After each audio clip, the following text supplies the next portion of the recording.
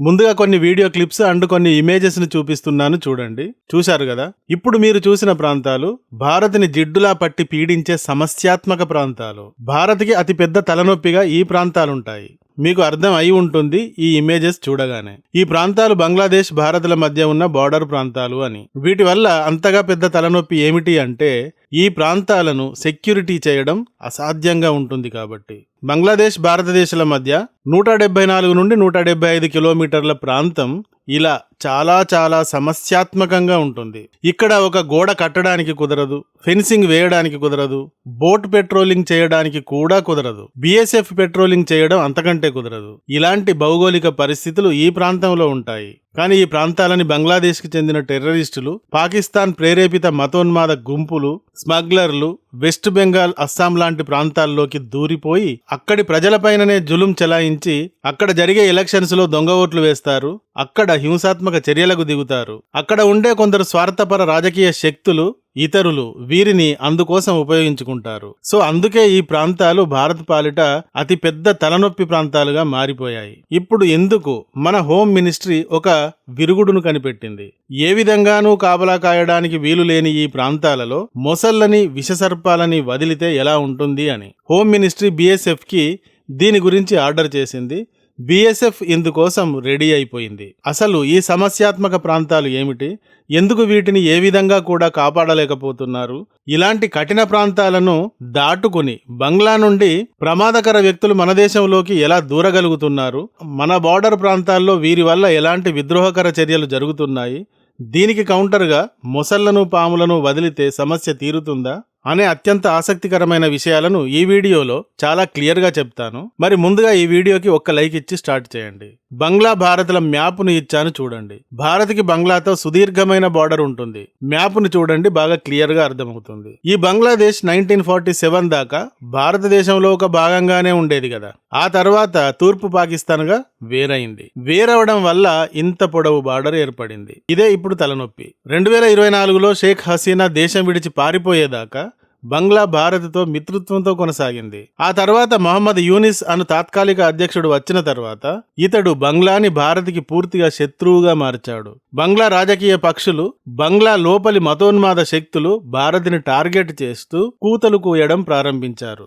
మొన్నటికి మొన్న పాకిస్తాన్ రక్షణ మంత్రి ఏమన్నాడో చూశారు కదా. పాకిస్తాన్ నుండి కోల్కతాను కొడతాడట. మీలో చాలా మంది ఇది వినే ఉంటారు లేదా చూసి ఉంటారు.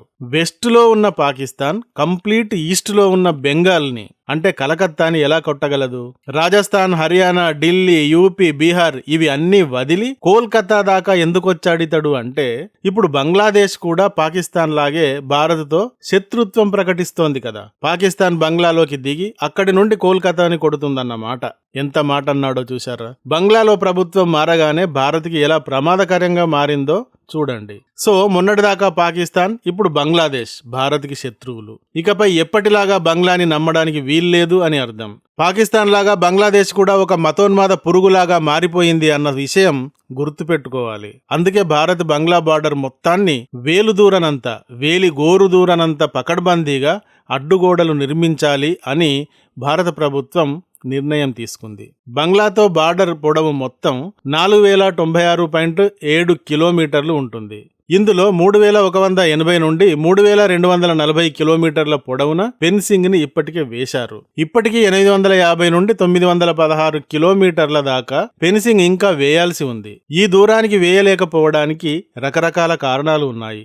నదులు, ఉపనదులు, చిన్నా చితక కాలువలు, బురద, చిత్తడి నేలలు, అడవులు, రగ్గెడ్ మౌంటైన్స్ ఉంటాయి. ఇంకా కొన్ని గ్రామాల సరిహద్దుల్లోని భూముల వివాదాలు కూడా ఉంటాయి. వర్షాకాలం ఈ నదులు విస్తరించి పారుతాయి, ఆ తర్వాత తగ్గిపోతాయి. కాబట్టి ఈ ప్రాంతాలలో ఫెన్సింగ్ వేయడం గాని, గోడలు కట్టడం గాని అస్సలు సాధ్యం కావడం లేదు. కాబట్టి ఈ ప్రాంతాలలో సెన్సార్లు, surveillance, non physical barriers, boat patrolling, drones మొదలైన వాటిని ఉపయోగించి సెక్యూరిటీ ఇస్తోంది. ఈ 916 కిలోమీటర్లలో 175 కిలోమీటర్ల దూరం మాత్రం మరీ కఠినంగా ఉంటాయి. అంటే BSF 24/7 ఈ 175 కిలోమీటర్ల దూరాన్ని పెట్రోలింగ్ చేయలేకపోతోంది. అక్కడ ఏం జరుగుతుందో కంటిన్యూగా తెలుసుకోలేకపోతోంది. ఇక్కడ ఇలాంటివి చేయడం అసలు సాధ్యమే కావడం లేదు. ఎందుకు అంటే ఈ ప్రాంతాలలో కొద్ది దూరం నదులుంటాయి, కొద్ది దూరం నీరు ఉంటుంది, కొద్ది దూరం బురద ఉంటుంది. కాబట్టి బోట్ పెట్రోలింగ్ కూడా ఇక్కడ సాధ్యపడటం లేదు. ఇలాంటి కఠినమైన బార్డర్ సుందర్బన్ నుండి మాల్దా వరకు ఉంటుంది. దీనినే వెస్ట్ బెంగాల్ ఫ్రాంటియర్ అంటారు. ఇక్కడ ఇచ్చామతి అండ్ పద్మావతి నదులు సరిహద్దులుగా ఉంటాయి. ఇక్కడ ఒక 364 కిలోమీటర్లు ఉంటుంది. ఈ దూరానికి ఫెన్సింగ్ వేయడం దాదాపుగా అసాధ్యంగా ఉంది. ఇందువల్ల ఈ ప్రాంతం చాలా ప్రాబ్లమేటిక్ గా మారింది. ఈ ప్రాంతం గుండా అక్రమంగా చొరబడుతున్న బెంగాల్ ప్రజలు భారత్ లోపల లాండ్ ఆర్డర్ సమస్యగా మారుతున్నారు. బంగ్లాతో బార్డర్ షేర్ చేసుకునే రాష్ట్రాల్లో వెస్ట్ బెంగాల్, అస్సాంలు ముఖ్యమైనవి. వెస్ట్ బెంగాల్లో మమతా బెనర్జీ గారికి ఈ అక్రమ వలసదారులు ఓటు బ్యాంకుగా పనిచేస్తున్నారు. వీరి బలం చూసుకుని మమతా దీది హిందువులు అంటే లెక్క లేకుండా మాట్లాడుతోంది. కేవలం ముస్లింల కోసమే తాను సీఎం అయినట్టుగా బహిరంగంగా మాట్లాడుతూ ఉంటారు ఈమె. అయితే ఈసారి మమత ఆటను కట్టించడానికి కేంద్ర ప్రభుత్వం ఎన్ని రకాల ప్రయత్నం చేయాలో అన్ని రకాల ప్రయత్నం చేస్తోంది. ఎందుకంటే తనను తన పార్టీని గెలిపిస్తాను అంటే వెస్ట్ బెంగాల్ని తీసుకువెళ్లి బంగ్లాదేశ్లో అయినా లేక పాకిస్తాన్లో అయినా కలిపేసే స్థాయిలో ఆమె మాట్లాడుతూ ఉన్నారు. వెస్ట్ బెంగాల్లో జీవిస్తున్నది ఒక్క ముస్లింలే, ఇతర మతస్థులు లేనేలేరు అన్నట్టుగా ముస్లింల ఓటు కోసం నానాగడ్డి కరుస్తున్నారు. అందులో ఒకటి బార్డర్ దాటి లోనికి అక్రమంగా వచ్చే బంగ్లాదేశ్ మతోన్మాద గుంపులు.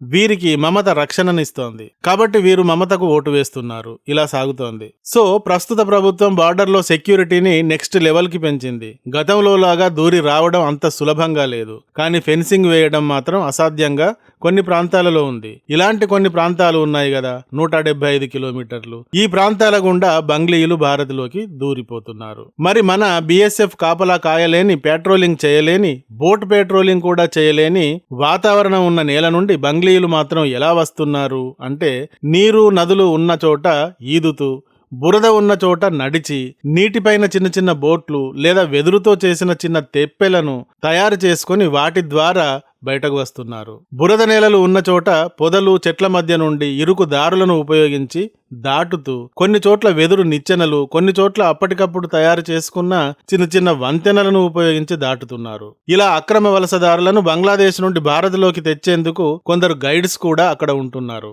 వీరు ఒక్కొక్కరి వద్ద 3,000 నుండి 7,000 తీసుకుని ఈ ఇరుకు దారులు, రహస్య దారుల నుండి దాటిస్తున్నారు. ఇలా పద్మావతి, సోనా, ఇచ్చామతి, బ్రహ్మపుత్ర నదులను, వాటిలో కలిసే వందలాది కాలువలను, వాటి వల్ల ఏర్పడిన బురద నేలలను, రాతి గుట్టలను కూడా కాలినడక ద్వారా దాటి భారత్లోకి వీరు దూరుతున్నారు. ఇదంతా ఎక్కువగా రాత్రి వేళల్లోనే జరుగుతూ ఉంటుంది. భారత్లో ఇలా అక్రమంగా దూరి వచ్చి జీవిస్తున్న వారి సంఖ్య ఎంత ఉందో మీరు ఎప్పుడైనా విన్నారా? కనీసం 2 కోట్ల మంది ఉంటారు. మన భారతదేశ ప్రజలే ఇంకా చాలా మందికి ఉద్యోగాలు లేక, సరైన ఆర్థిక పరిస్థితి లేక అవస్థలు పడుతూ ఉంటే ఈ 2 కోట్ల మంది భారత్కు ఎందుకు? అనవసర భారం కదా.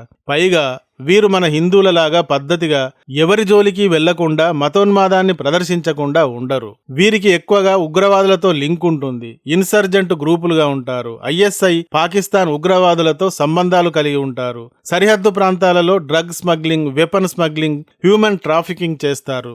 హిందువులు అలా కాదు. ఏ దేశమైనా వెళితే మరింత సాధువుగా ఉంటారు. ఆ దేశాన్ని, ఆ దేశం చట్టాలను, సంస్కృతిని గౌరవిస్తూ అక్కడ జీవిస్తారు. వీరు ఇలా కాదు. ఇక్కడకు వస్తారు, ఇక్కడి తిండి దొంగతనంగా తింటారు. ఈ దేశం పైనే, ఇక్కడి ప్రజల మతం, సంస్కృతుల పైన విషం చిమ్ముతారు. ఉగ్రవాదులతో కలిసి ఈ దేశాన్నే నాశనం చేయడానికి ప్లాన్ వేస్తారు. అస్సాం, వెస్ట్ బెంగాల్, త్రిపుర, మేఘాలయ లాంటి బంగ్లాదేశ్ బార్డర్లో ఉన్న రాష్ట్రాలలోని కొన్ని ప్రాంతాలలో అయితే అక్కడి ప్రజలు తమ భూములని, భాషని, సంస్కృతిని, గుర్తింపుని అన్నింటినీ కోల్పోతున్నాం. వీరి వల్ల ఈ వలసదారులు మా జాతికి ప్రమాదకరంగా మారిపోతున్నారు అని భయాందోళనలకు గురవుతున్నారు. భారత్లో 2 కోట్ల మంది అక్రమ వలసదారులు ఉన్నారని అనుకున్నాం కదా. ఇది అధికారిక లెక్క మాత్రమే. ఇక అనధికారికంగా ఇంతకు డబుల్ ఉండే అవకాశం ఉంది. ఇందులో 70 నుండి 80% మంది ఈ వెస్ట్ బెంగాల్, అస్సాం లాంటి బార్డర్ రాష్ట్రాలలోనే ఉన్నారు. ఒక్క వెస్ట్ బెంగాల్లోనే 60 లక్షల మంది ఉన్నారని అంచనా. ఇది అధికారిక అంచనా. 1 కోటి మంది దాకా ఉన్నారు, లేదా 1 కోటి కంటే ఎక్కువ కూడా ఉండి ఉండవచ్చు. వెస్ట్ బెంగాల్లోని మాల్దా, ఉత్తర 24 పరగనాలు, నదియా, ఉత్తర దక్షిణ దినాజ్పూర్, సౌత్ 24 పరగనాలు, సుందర్బన్ ప్రాంతం, ఈ ప్రాంతాల్లో వీరు డామినేటింగ్ గా మారిపోయారు.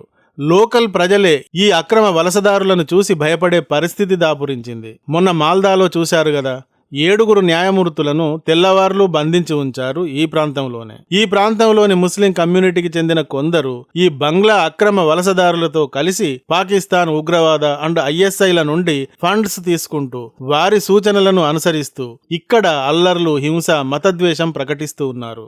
ఇలాంటి వారందరికీ మమతా బెనర్జీ రక్షకురాలిగా మారిపోయారు. దాదాపుగా 1 కోటి మంది ఇలాంటి వారు ఉంటే 1 కోటి ఓట్లు తనకే పడతాయి అని ఆమె వెస్ట్ బెంగాల్ని హిందువుల నుండి లాక్కుని బంగ్లీయుల కాళ్ల దగ్గర పెడుతోంది. ఈసారి ఈ ఆటలు కట్టించడానికి కేంద్ర ప్రభుత్వం SIR సిర్ అన్న పేరుతో చట్టం తెచ్చి ఈ రాష్ట్రాలలోని ఓటర్ లిస్టుని సరిచేస్తోంది. సిర్ కింద ఒక్క వెస్ట్ బెంగాల్లోనే 1 కోటి మందిని ఓటర్ లిస్టు నుండి తప్పించేశారు. ఇదే ఇప్పుడు మమతా బెనర్జీ గారి కాళ్లకు చుట్టుకున్న కొండ చిలువలా మారింది. ఈ 1 కోటి దొంగ ఓట్లు ఆమె గెలుపుకు ఎంతగానో ఉపకరించేవి కదా. ఎలక్షన్స్ దగ్గర పడుతున్నాయి కాబట్టి బంగ్లాదేశ్ నుండి చొరబాట్లు తీవ్రమయ్యే అవకాశం ఉంది. సో ఇందుకోసమే BSFకి హోమ్ డిపార్ట్మెంట్ సూచించింది. ఫెన్సింగ్ వేయలేని వాతావరణం ఉన్న ప్రాంతాల్లో మొసళ్లను, పాములను వదిలి BSF ఊరుకోవడం లేదు. లేటెస్ట్ టెక్నాలజీని వాడి 24/7 365 డేస్ ఈ ప్రాంతాలను పర్యవేక్షిస్తోంది కూడా. బురద నేలలు, ప్రవాహాలు ఉన్న ప్రాంతాల గుండా ఈదుతూ నడుస్తూ రావాలని ఇకపైన ఎవరైనా ప్రయత్నిస్తే వారు ఈ మొసళ్లకు ఆహారం అవుతారు. ఇరుకుదారులు, బండరాళ్ళు, చిత్తడి నేలలు, పొదలు ఉన్న చోట భయంకర విషసర్పాలుంటాయి. అటుగా వస్తే వాటి కాటుకు బలవుతారు. ఇలా వందల కొద్దీ, వేల కొద్దీ మొసళ్లను, పాములను ఇలాంటి ప్రాంతాల్లో వేయాలని ప్రయత్నం జరుగుతోంది. అయితే ఇలా మొసళ్లతో, పాములతో సరిహద్దులను రక్షించడం కొత్త వ్యూహం ఏమీ కాదు. రాజుల కాలంలో రాజుల కోట చుట్టూ పెద్ద కందకం తవ్వి దాని నిండా నీటిని నింపి అందులో మొసళ్లను వేసేవారు. శత్రువులు అందులో దిగి ఈదుతూ రావాలని ప్రయత్నిస్తే వాటికి ఆహారం అయ్యేవారు. అయితే సరిహద్దులోని గ్రామాల ప్రజలు మాత్రం ఇవి తమకు కూడా ప్రమాదం కలిగిస్తాయి అని భయపడుతున్నారు. కానీ ఈ ప్రాంతాల్లో మొసళ్ళు, విషపూరిత పాములు వేశారు, అటుగా వెళితే వాటికి బలవుతారు అన్న వార్త చాలు కదా వణికించడానికి. సో బంగ్లా సరిహద్దును టైట్ చేయడానికి BSF ఇలా ప్రయత్నిస్తోంది. మరి దీనిపైన మీ అభిప్రాయం ఏమిటో కామెంట్ ద్వారా తెలియజేయండి. ఈ వీడియో గాని నచ్చితే ఒక లైక్ ఇవ్వండి. అలాగే ఇంతవరకు మా ఛానల్ కి సబ్స్క్రైబ్ చేసుకున్నట్టయితే వెంటనే సబ్స్క్రైబ్ చేసుకోండి. ఇలాంటి వీడియోల నోటిఫికేషన్స్ కొరకు బెల్ ఐకాన్ని కూడా క్లిక్ చేయండి. Thank you for watching. జై హింద్, జై భారత్.